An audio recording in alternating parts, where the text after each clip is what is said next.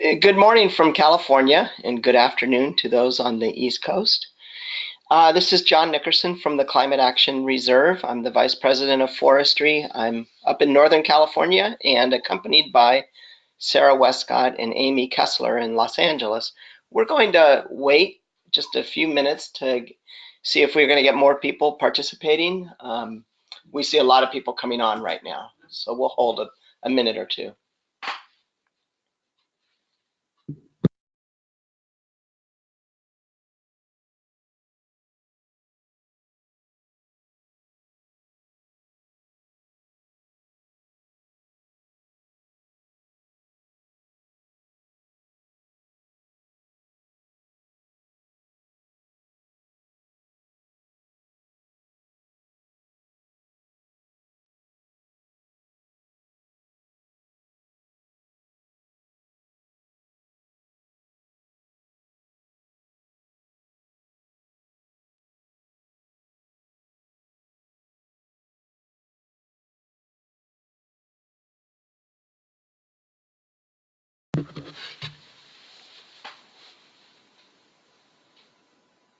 For those of you just coming on, we're holding just a couple of minutes as we can see that the list is continuing to grow.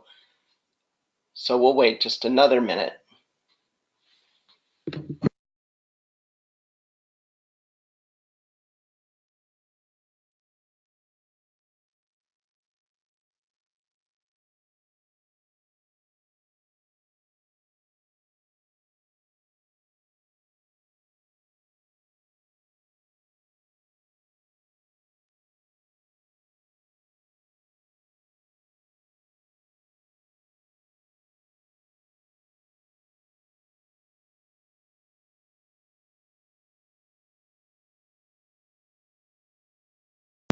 Okay, I think we can go ahead and get started. Once again, I am John Nickerson with the Climate Action Reserve.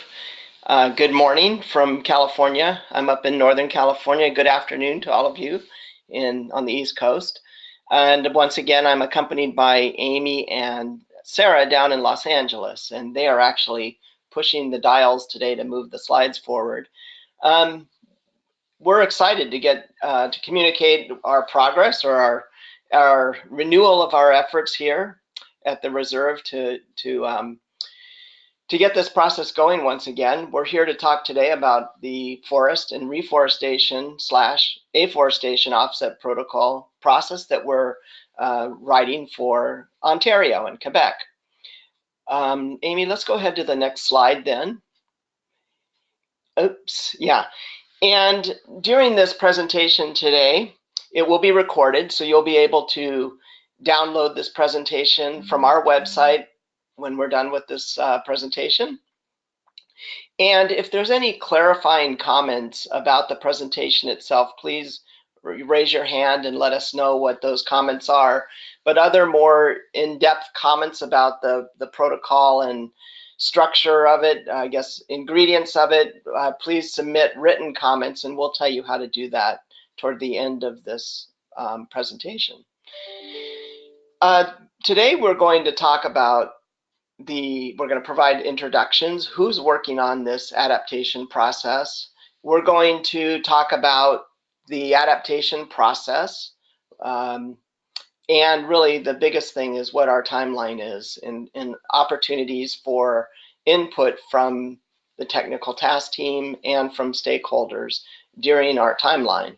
We'll talk briefly about the candidate protocols that we're using and why we selected them specifically for this process and what the next steps are. And Amy and Sarah, if you think I've missed anything, please go ahead and feel free to jump in and pick up where I left off. But I think we can go on to the next slide.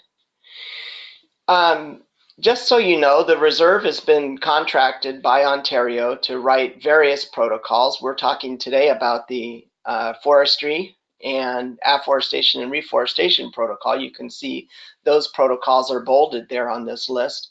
But we have a number of other protocols that we've been working on for Ontario and Quebec.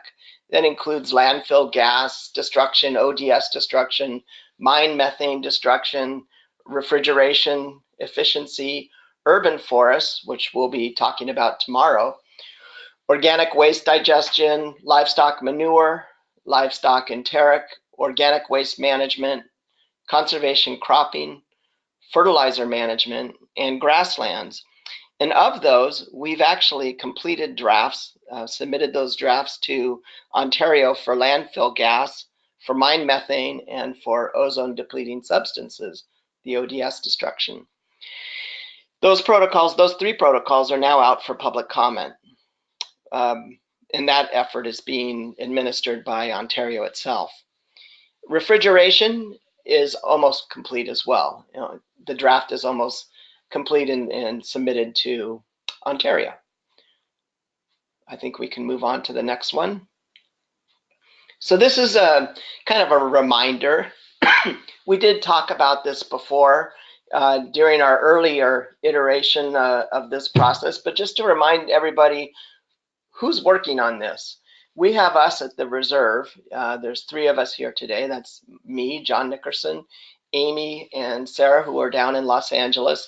And John Remical is also a reserve employee based in Wisconsin and will be working with us on drafting, direct drafting of the protocols. We also have, as part of the project team, Jeff Wilson and Mike Kennedy from Green Analytics, Nathan Debates from Eco Resources, and Tanya Maines, who'll be working with our drafting concepts and providing direct feedback.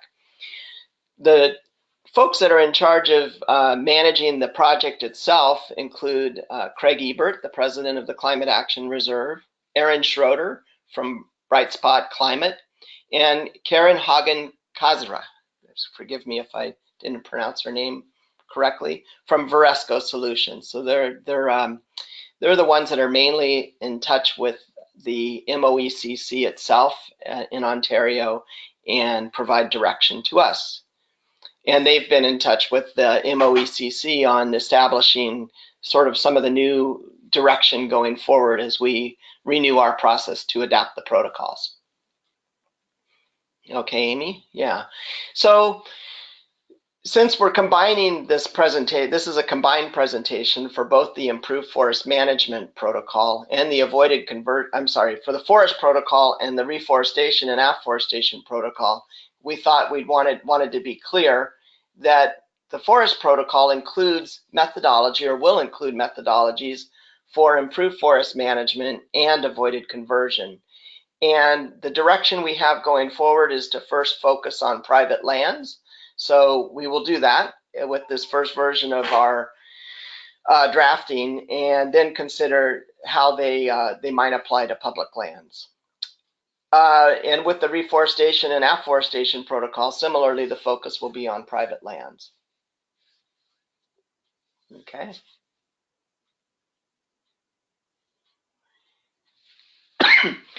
Now, long ago, we did a larger assessment of all the protocols that address forestry, that address reforestation, afforestation, avoided conversion, and improved forest management. And we came up with a short list. And not much has changed since we started this about over a year ago with that. But I want to go over the list again and explain why these protocols were chosen as adaptation protocols. First off, we have the Air Resources Board California Compliance Protocol. That one is going to be selected as an adaptation protocol, mainly because it's been approved and is operational as a compliance instrument in California's greenhouse gas system, AB 32. And we also are going to include our most recent version at the reserve of version 3.3. And we're including that one because it has some updates that we think are important. Those important updates include clarified language, and we've been able to observe this through practice with the compliance protocol, where there's issues that tend to repeat themselves. And so we've tried to address those issues with how baseline is determined, and it's things like financial feasibility. An important one is reviewing leakage and taking the most recent estimates of leakage risk from the literature, and so we revised that in our version 3.3, and we will like to be including that direction in the adapted protocol for Ontario. We also included a greatly increased standardization and quantification, mainly with the goal of managing costs and managing verification costs in particular.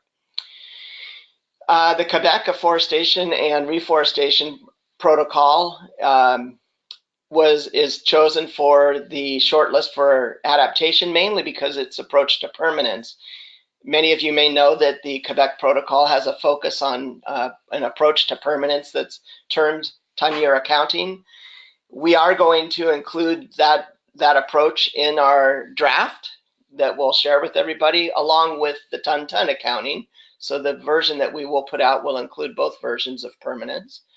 And also some of the additionality considerations that are in the Quebec Protocol will be considered as we draft the protocols. The British Columbia Protocol was chosen mainly because of its approach to baseline. There's some challenges with trying to apply the same form of baseline to improve forest management that we have in the compliance protocol in California. And so we are looking to the British Columbia Protocol for guidance there.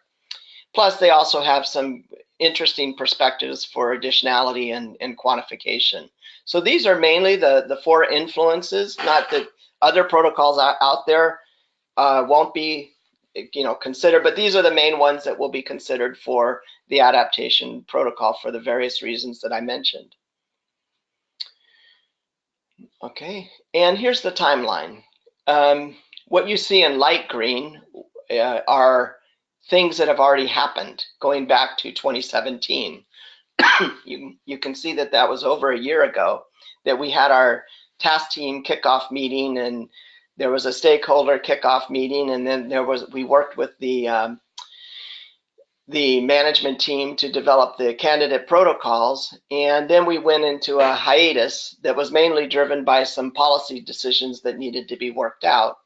And we think that we've got green light on going forward now and addressing those, and those are mainly addressing some of those things that I discussed earlier, that we will have a focus initially on private lands, that we will take on various angles for improving the approach to permanence, to additionality, to leakage and baselines.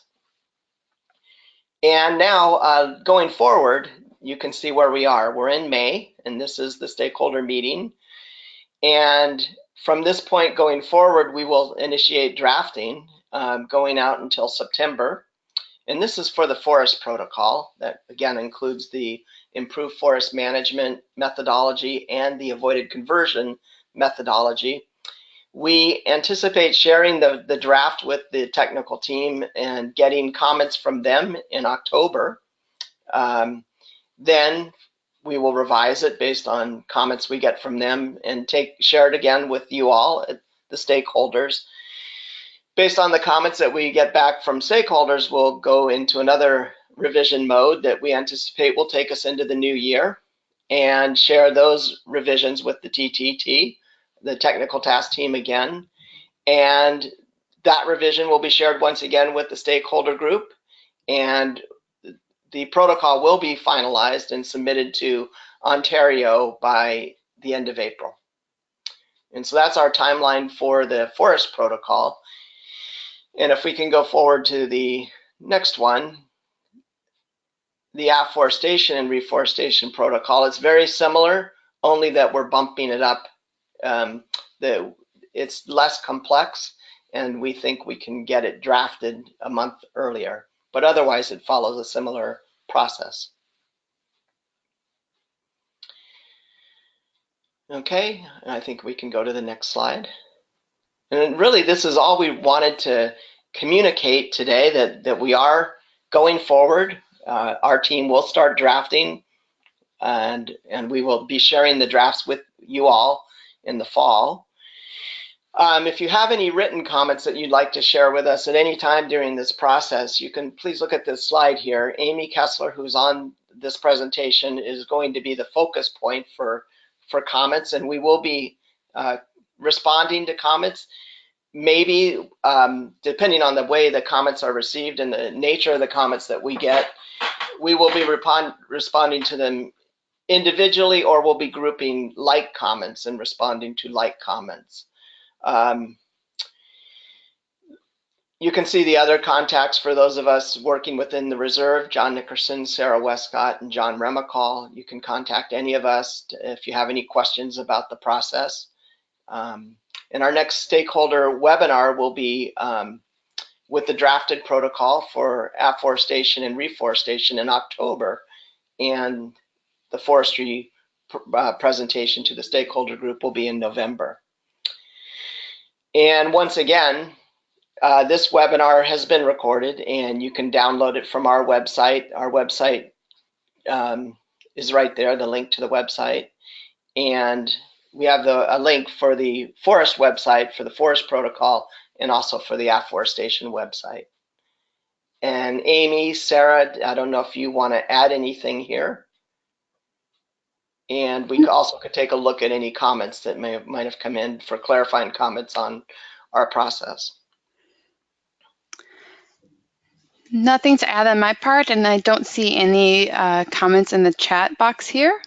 If anyone has any clarifying comments they'd like to enter into the chat box, they're welcome to do so now.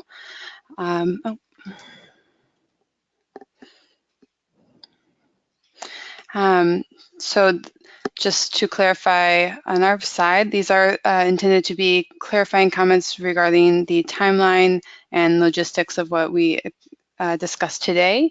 Any sort of technical comments or questions, we do welcome you to submit to us via email, and we will respond to those via email.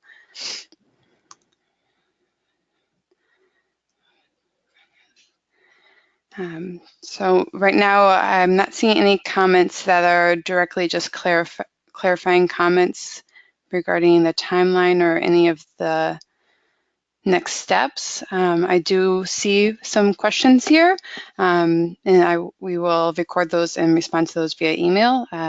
These are questions that have been submitted that are more dealing with the technical issues of protocol development. So we're going to respond to those via email.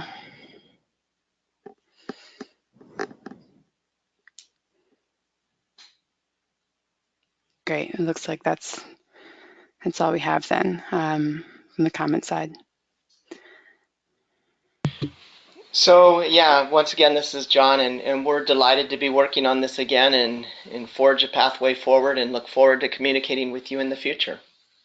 And thank you for your attendance today.